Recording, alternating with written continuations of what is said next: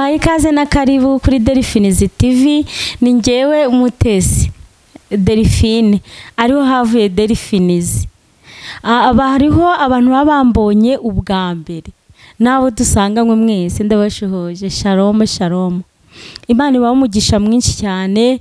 Narimba kumbuye, ngarutse mbakumbuye cyane pe. Narimba kumbuye ku buryo mudashaka kubyumva.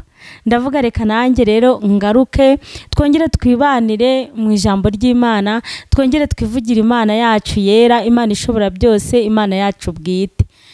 Murakora rero mbasaba umugisha, muduha subscribe, muduha like, comment, mudufasha kwamamaza ijambo ry'Imana. Imana ibahe umugisha inshuti za Yesu, inshuti z'umusaraba, dufatanyije uru rugendo. Reka twisengera Imana rero maze twikomereze ikiganiro cyacu. Uyu munsi ni episode ya 7.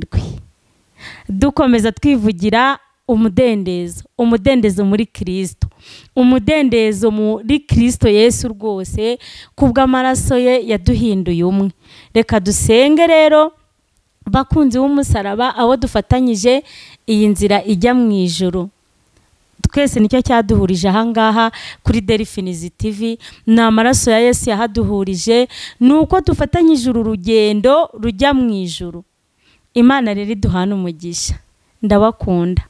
Uwiteka Mana nziza ishobora byose, Imana yacu bwite, Imana yaremye ijuru n'isi, Imana yitwa ndiho urihagije. Ndagushimye mwami wacu, mwami w'abami. Ndaguhimbaje aka kanya waturinze, bigeze isadume ku mwuka w'abazima. Izina ryawe rihabwa icyubahiro. Warinze ngewe, urinda ubwoko bwawe bugukurikiye mwami wanjye. Warinze abana banjye, wandindiye umuryango, inshuti zanjye, itorero ryawe mwami, ubwoko bwawe. Ndagushimye, habwa icyubahiro papa. Ndagushimye, habwa icyubahiro mukunzi mwiza. Mwami wacu Yesu ndagushimye. Ndagushimye niwe watugize abaragwana n'ubugingo, uduhuza n'Imana Data ishobora byose, isiko mu ijuru. Data wacu, witwabaye abana mu rugo kubw'amaraso yawe Kristo. Ndabigushimiye kubw'urukundo wadukunze. Habwa icyubahiro ni wamamare mwami w'abami. Ndaguhimbaje rero abadukurikiye aka kanya, abazadukurikirana nyuma, abafite ibibazo bibaremereye, abajyanye kure n'ubuzima barimo mwami. Ni wowe nzira n'ukuri n'ubugingo, ni wowe tangira ukaba n'iherezo. Ijambo ryawe ryarambwe ngo nta nuzajya kwa Data utamujyanye, ndetse nyaguhora ku ngoma. Ni wowe uruhura abarushye n'abaremerewe. Ndakwinginze kugira ngo wongere abubasange, ujye mu mitima yabo mwami, wongera ubahumurize Jehova. Mwami Yesu ngera ugabanya barimbuka, wongera abakizwa. Urukundo rwawe ndabizi ruracyahari, amaraso yawe aracyakora Jehova mwiza. Reka gitare gikomeye nyaguhora ku ngoma, giti cy'inganza marumbo, buri umwe wese akomeze yumva ineza yawe. Abazahaye, abagiye kurubagaruze ibiganza byawe byiza. Amaraso yawe yongera boze, yongera abagarure mu byiringiro.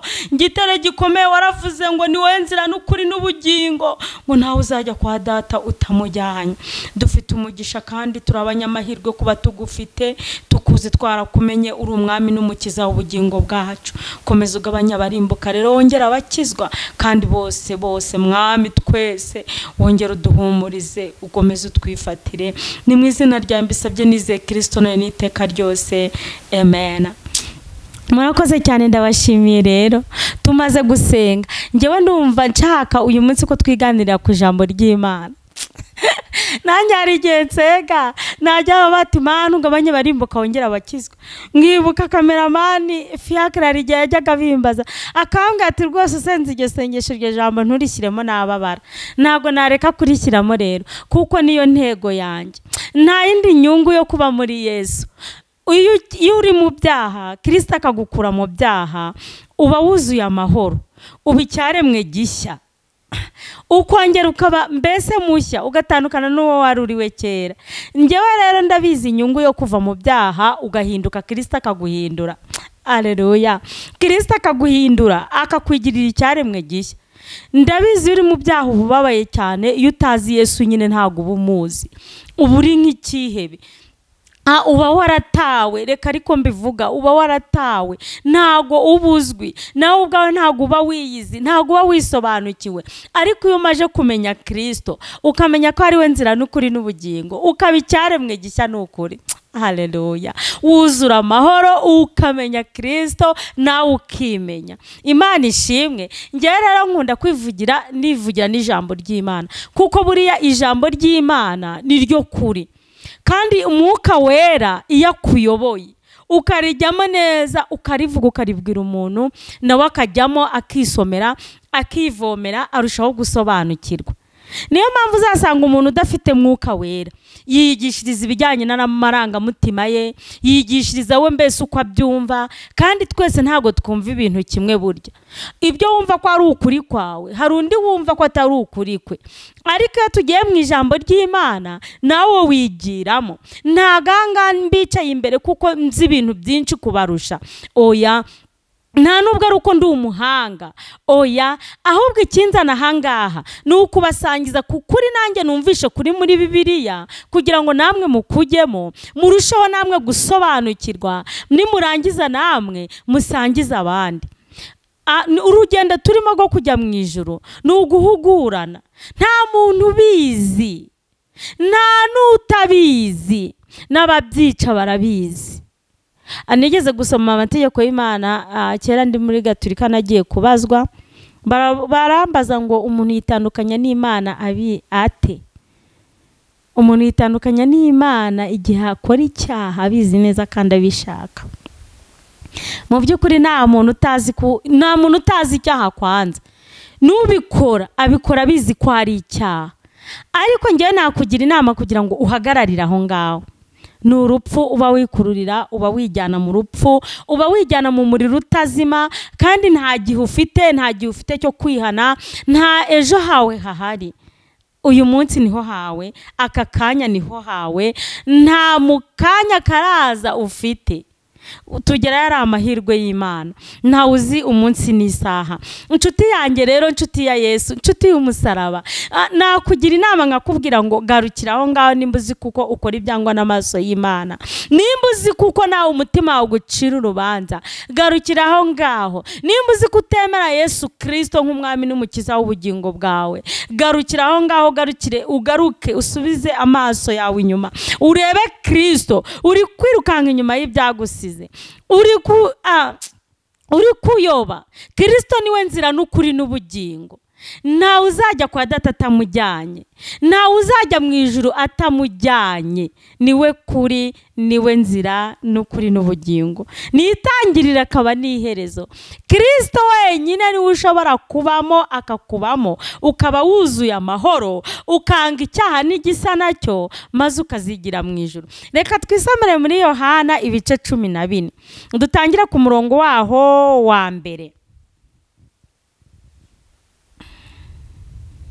Haravuze ngo ku murongo waho wa mbere muri Yohana ibice 14, ngo nimuhagarike imitima yanyu, mwizere Imana nanjye munyizere.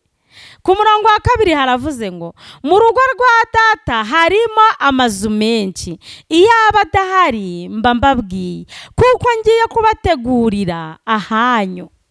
Imana ishimwe. Imana iduhana umugisha bene data, turi kumwe. Ariko nimumvugire ngo amena aho muri hose, nimba duhamanyije kuri iri jambo.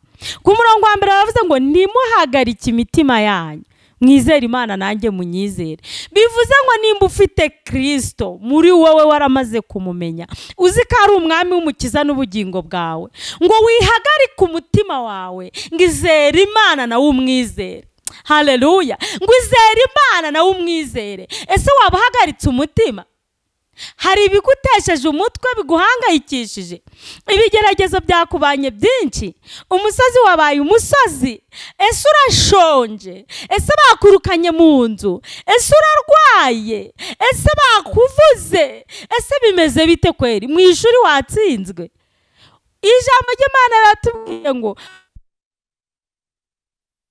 mwizere Imana nanjye munyizere. Kristo niwe gisubizo wenyine.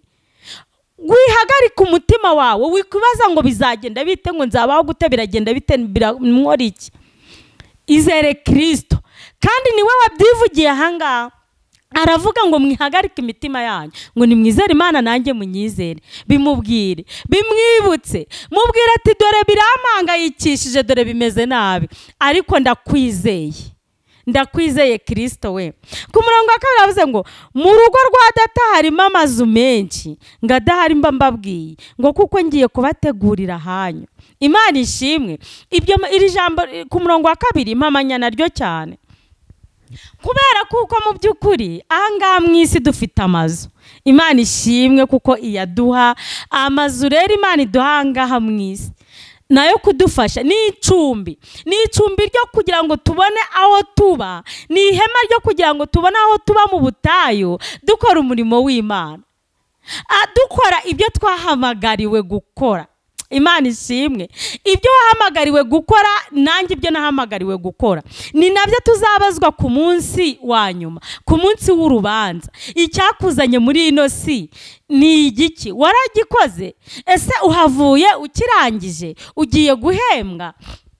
Reka mbabwire, twese turabizi ko tuzajya mu ijuru, ariko ijuru rijyamo uwarikoreye. Icyo nacyo nyibibutse.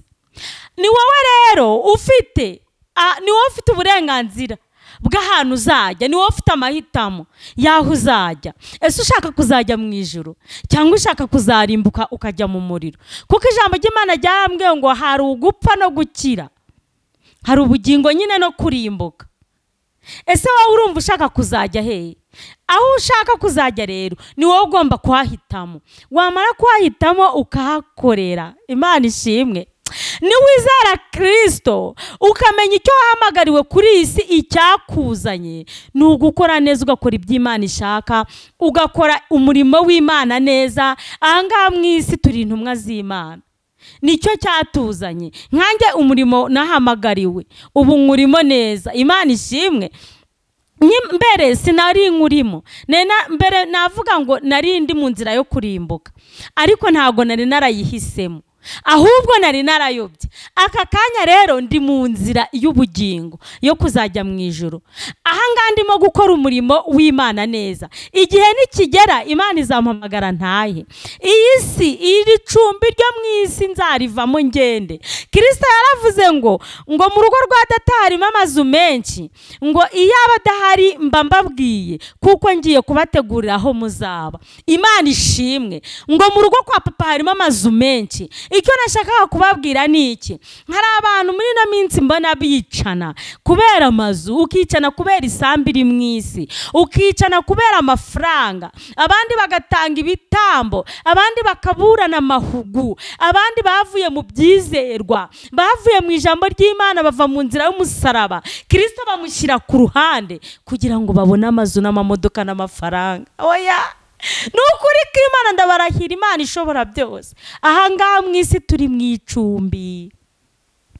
Kuba ubifite ni byiza, ndakwifuriza no kubibamo, ubikoreramo icyo wahamagariwe. Nimba ufite n'iyo nzu nk'iyi yanjye, uyivugiramo Imana, ubwire Imana ngo ushimwe, uyivugiramo ubutumwa bwiza, ukomeze abatayifite, ubabwire ati igihe kigeze Imana irayibaha, ariko icyambere ni ukuyubaha, ni ugukora ibyo ishaka, ukanga ibyangwa n'amaso y'Imana. Ntubikore, ukemera Kristo nk'umwami n'umukiza wawe, ugakizwa, ukagera ku musaraba. Yesu azajyana abakijijwe neza. Yesu azajyana abihanyira ibyaha, abihaniye kureka, abo Yesu azabajyana. Kandi amazu, Yesu aratubwiye ngo iyaba amazu atari yabatubwiye, ngo kuko agiye kudutegurira aho tuzaba. Ese nawe urashaka kuzabana n'umwami Yesu? Ese nawe urashaka kuzaba muri ayo mazu Kristo yagiye kudutegurira? Ese nawe urashaka kuzabona ubugingo? Imana ishimwe. Reka dukorere Imana, twubahe Imana, twange ibyaha n'ibisa nabyo, dukurikire Kristo kugira ngo dushobore kuzaba muri wa murwa, dushobore kuzaba muri ya mazu meza arimo kudutegurira. Ntabwo ajya abeshya, ibi bizasohora. Ese Imana yaba yaravuganye nawe ikakubwira ngo nguhaye ubugingo? Haleluya. Iryo jambo niryo jambo rikomeye, nyamara abantu baribwirwa muri ino minsi, bakabifata umuhanuzi akabwira umuntu ngo Imana iguhaye ubugingo, atahababaye atabandi kuki yababwiye amazu, ikababwira amamodoka, ikababwira amafaranga, ikababwira abagabo, ikababwira visa, ngo kuki ngewe itabimbwiye ikambwira ubugingo. Ufite amahirwe kuba Imana yakubwiye ubugingo, kuko yabwiye amazu n'amamodoka na za visa n'ibiki ntago z'umunsi n'isaha, mu kanya yataha. Kristo yaza nona yaravuze ngo ntago z'umunsi n'isaha nawe ngazaza nk'umujura, aka kanya yaza, mu kanya karaza yaza. Ariko ndagira ngo mbwire ngo yaza ntago ayo mazu cyangwa imodoka wayajyana.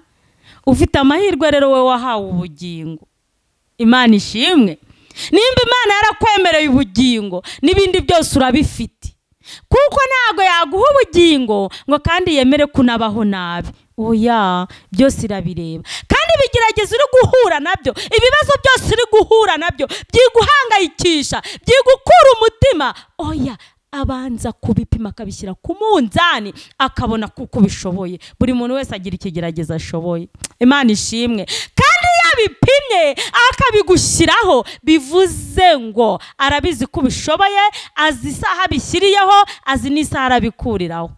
Wihagarike umutima wawe, izera Imana na Kristo mwizere, niko yavuze. Twigira ku murongo wa 3. Haravuze ngo kandi ubwo ngiye kubategurira hanyu nzagaruka mbajyane iwanjye ngo aho ndi namwe muzabeyo. Imana ishimwe. Ngo kandi ubwo ngiye kubategurira hanyu nzagaruka mbajyane iwanjye aho ndi namwe mubeyo. Nta wundi muntu azagaruka kujyana n'ukijijwe neza, n'uwihanye ibyaha, n'umufite, n'ukora ibyo ashaka, n'uwo Kristo yishimira, n'umwana w'Imana. Umuntu umwe yigeze kumwata, ariko ko usanga umuntu ari kwigisha akavuga ngo turi abana b'Imana, kandi hashira akanya ngo Yesu naza gutwara azadutoranya. Twese turi abantu Imana yaremye, turi ibiremwa twese Imana yaremye, ariko hari n'abana b'Imana. Abakijijwe turi abana b'Imana, dutandukanye n'ibiremwa byaremwe. Hari ibiremwa, hari umuntu Imana yaremye, ariko hari n'umwana w'Imana yabyaye agacungura akabyaga ubwa kabiri. Imana ishimwe. Ngo Yesu azagaruka tujyane, ngo kandi hazaba niho tuzaba. Abo ni abakijijwe neza. Haranira gukizwa neza, haranira inzira nziza, usengera abarwayi bakire, ugaburire abashonje barye nimba ufite icyo barusha, uwambika bambaye ubusa bambare nimba ufite ibyo barusha, uha abana amafaranga bishura inzu babirukanye mu nzu nimba uyafite, wishyura abana school fees nimba ufite ubushobozi, ufashe ukizwe kandi ukora imirimo ijyanye no gukizwa, ijyanye no gusenga. Ngo gusenga kutagira ibikorwa kuba gupfuye. Ese wowe ujya ubikora? Ujya ubikora koko? Cyangwa urahunitse ahangaha mwisi urahunitse? Sangira n'abandi, Imana iguha umugisha. Hari igihe uhura n'umuntu ushonje avuga ati ndashonje, ugahita wibaza ngo nsigaranye ngo igice cy'umuceri mu nzu, muyeho arye. Ahangaha mwisi turi mu icumbi, tugomba gufatanya, tugafatana ku kaboko, tugaterana inkunga. Reka twigire ku gice cya 4. Ngo kandi aho njya inzira murayizi. Ngo kandi hajya ngo inzira ngo turayizi. Yabibwiraga abigishwa be. Abo bigishwa be rero mu aka kanya ni twebwe tubwirwa, ni ngewe ni wowe, ni twe tubwirwa. Ngo kandi hajya inzira turayizi, kandi hejuru twabibonye ngo ni nge nzira n'ukuri n'ubugingo. Ntawe uzajya kwa Data namujyanye. Mwihagarika imitima yanyu, nimwizere Imana nanjye munyizere, sibyo? Ngo yaragiye aravuga ati ndagiye ngiye kubategurira. Si kwa Data se? Inzira turayizi rero. Inzira nta yindi ni ukwanga icyaha n'igisa nacyo. Inzira nta yindi ni ugukizwa, tugakizwa, ugakizwa neza, kuko Yesu azajyana abakijijwe neza. Abihanye ibyaha Yesu azabajyana, azakujyana utariho ikizinga pe, kandi nta cyaha gito. Icyaha ni icyaha. wikiri gutukana ngo gutukana ngo ngo nakaha gatoya, ngo yicaye mu nteko y'amagambo ngo nakaha gatoya, ngo umuntu umwe yagize kuvuga ngo ariko senga ibyaha ngo ntago bingana. Oya, birangana. Icyaha ni icyaha, icyaha ni icyaha, icyaha ni icyaha, oya nta cyaha gitoya, birangana. Uwanditse ngo ntuzasambane niwe wanditse ngo ntuzice, uwanditse ngo ntuzice niwe wanditse ngo ntuzatukane, uwanditse ngo ntuzatukane navuze ngo ntuzatukane umugore wundi cyangwa umugabo wundi. Haleluya, ntuzatukane. Nta cyaha gitoya uwabyanditse n'umwe. Twigire ku murongo wa 5 ngo Toma arababwira ati databuja ngo Toma aramubwira ati databuja ntituzi aho ujya, inzira twayibwirwa n'iki? Aka kanya nawe waba uri kwibaza ati ntago tuzi aho yagiye, ntituzi naho yaciye, inzira twayibwirwa n'iki? Kandi yaravuze ngo nimuhagarika imitima yanyu mwizere Imana nanjye munyizere. Kandi yaje akatubwira ngo agiye ngo mu rugo rwa Datari y'amazu menshi. Kandi ubwo se twavuga gute ko tutazi inzira? Inzira nayisobanuye kuva kare. Nta yindi nzira, ni Kristo wenyine. Kuba mufite muri kumwe niwe nzira n'ukuri n'ubugingo, nta uzajya kwa Data atamujyanye. Dukomeze. Yesu aramubwira ati wumve ukuntu Yesu yamushubije. Urabyumva? Reka nsubira kugira ngo tugendane. Ngo Toma aramubwira ati databuja ntituzi aho ujya, inzira twayibwirwa n'iki? Ahanga ku murongo wa 6 Yesu aramusubiza. Yesu aramubwira ati ninjye nzira n'ukuri n'ubugingo, nta uzajya kwa Data namujyanye. Imana ishimwe. Yaramushubije, nta n'igisobanuro kirekire natanga ahangaha. Yaramashije ngo ntituza aho ujya, ngo inzira twayibwirwa n'iki? Aramubwira ati ninjye nzira n'ukuri n'ubugingo, nta uzajya kwa Data namujyanye. Imana iduhana umugisha. Imana ishimwe. Nta nubwo ndenga, ntabwo marenga pe. Nahangaho ubundi nishakiraga ko tuvuga. Nta yindi nzira, ntayo. Ijambo ry'Imana rirabitubwiye. Nimba ari ufite ikibazo wibaza ati nzaca hehe, ubundi nzira ijyayo niyi, nta yindi. Ngo Yesu niwe nzira n'ukuri n'ubugingo, nta uzajya kwa Data atamujyanye. Nimba ufite Kristo uri w'agaciro mu isi no mu ijuru. Nimba ufite Kristo urakomeye. Nimba ufite Kristo nk'umwami n'umukiza w'ubugingo bwawe, uri umunyamahirwe. Aka kanya ijambo ry'Imana riravugana nawe, Mwuka Wera aravugana nawe ngo nta yindi nzira n'ukuri n'ubugingo ntayo uretse Kristo. Imana iguha umugisha. Reka dusenge Imana. Wowe ufite Kristo umukomeze, agukomeze. Imana ishimwe. Wowe rero utamufite, ndakwifuriza kumumenya. Mushakisha, umushakana umwete, mushaka bigishoboka, ibintu birakomeye. Umuririmbyi yararimbye ngo tugeze mu bihe bibi Pawulo yavuze. Muri no minsi ntago byoroshye. Abantu barigisha ibijyanye n'amarangamutima yabo, abantu bibagiwe ijambo ry'Imana, abantu baraborotse, abantu barize, abantu bararepeta buri munsi, ntago bagishaka kuvuga ijambo ry'Imana. Ariko nimba ugira umugisha ukaba waje kuri Delphinizi TV, nimba uriho nonaha cyangwa uzazaho nyuma, mbabarira unyumve tugendane. Shaka Kristo bigishoboka. Shaka Kristo kandi umushake paka umubonye. Kristo mubone, nurangiza kumubona akubone. Kristo awe aragushaka, yicaye ku ntebe y'imbabazi, aracyaguhamagara. Nta yindi nzira, ni Kristo, niwe nzira n'ukuri n'ubugingo. Reka dusengane Imana rero. Wowe umufite agukomeze, wowe utamufite umushake kandi akwiyereke. Wowe ufite ibibazo bikuremereye, wowe wicaye ku musozi w'ibibazo, wowe uri kubona kuko Imana itakumva, wowe uri kubona kuko nta yindi nzira ufite, ibintu byagukomeranye, ibyo ngibyo wikoreye yarabipimye abona urabishoboye.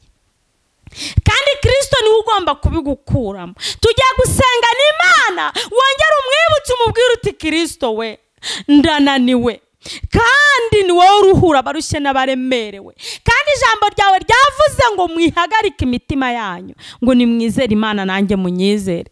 Wongera umwibutse ko umwizeye, wongera umwibutse kuko umufite, wongera umwibutse kuko nta wundi uhanze amaso, wongera umwibutse uti papa ni wowe nzira n'ukuri n'ubugingo, kandi ni wowe uruhura abarushye n'abaremerewe, kandi ni wowe nturizamo, simpangayika umutima kuko nkwizeye. Imana ishimwe. Reka dusenga Imana. Uwiteka Mana nziza, Imana y'urukundo n'imbabazi, ndagushimye cyane watuyoboye mu ijambo ryawe mwami. Ijambo ryawe ni ryiza, riratwigishije nyaguhora ku ngoma. Tubonye ko tutakwiriye guhagarika imitima yacu, ahubwo dukwiriye kwizera Imana nawe tukakwizera. Tubonye inzira twebwe bayishidikanyaho batari bayizi, kuko ari wowe nzira n'ukuri n'ubugingo. Tubonye kuko wagiye kudutegurira kandi aho tuzaba tuzabana nawe. Ibyo nibyo dushaka. Mwami Imana yacu yera, komeza uturindire umubiri n'ubugingo, komeza udushoboze Kristo, komeza udufate tukugumeho nyaguhara ku ngoma, kandi mwami nawe ukomeze utubemo, utwiyereke ntudusige. Ubane natwe mwami w'abami, abarusha baruhure Jehova, ababuze sikurufizi uzibahe nyaguhora ku ngoma, ababasohoye mu nzu mwami ubishyurire, abashonje bagaburire mwami w'abami, abarwayi ubakize. Ndagushimye kuko wakijije kiriya gisebe cy'umufunzo, ndaguhimbaje, nkuzamuriye amaboko mwami. Nari naragusenze, nari narakwinginze ngo uzamukize mwami, waramukijije. Ndagushimye, nkuzamuriye amaboko, nkuzamuriye amaboko. Yesu warakoze, haleluya. Ndongera ndagushimye mwami, nk'uko wamukijije kiriya gisebe cy'umufunzo, ngwino wongere ukize n'abandi mwami babifite ibisebe bifunge. Nyaguhora ku ngoma, ngwino wishyurire abana amashuri bicaye mu rugo birukanwe. Mwami w'abami, mwami w'abami, ngwino wongere urebe buri muntu ku giti cye umusozi ariho Kristo. Reka aka kanya wumvire isengesho ry'abana bawe mwami, abagutabaje bongere bakwibukije kuko bari kuriho mwami, bongere bakwibukije ko ari wowe bahanze amaso, bongere bakwibukije kuko bahufite ihumure muri wowe. Nyaguhora ku ngoma bose wongere ubasanga ubagirire neza. Urakoze kuko wera, urakoze ko uri umukozi w'umuhanga, urakoze kuko wumva gusenga kwacu Jehova. Ntabwo tugutotesha amagambo mwami w'abami, kuko ubuzi bidukwiriye. Gusenga ni ukwacu, gukora ni ukwawe. Komeza ugabanya abarimbuka wongera abakizwa Kristo.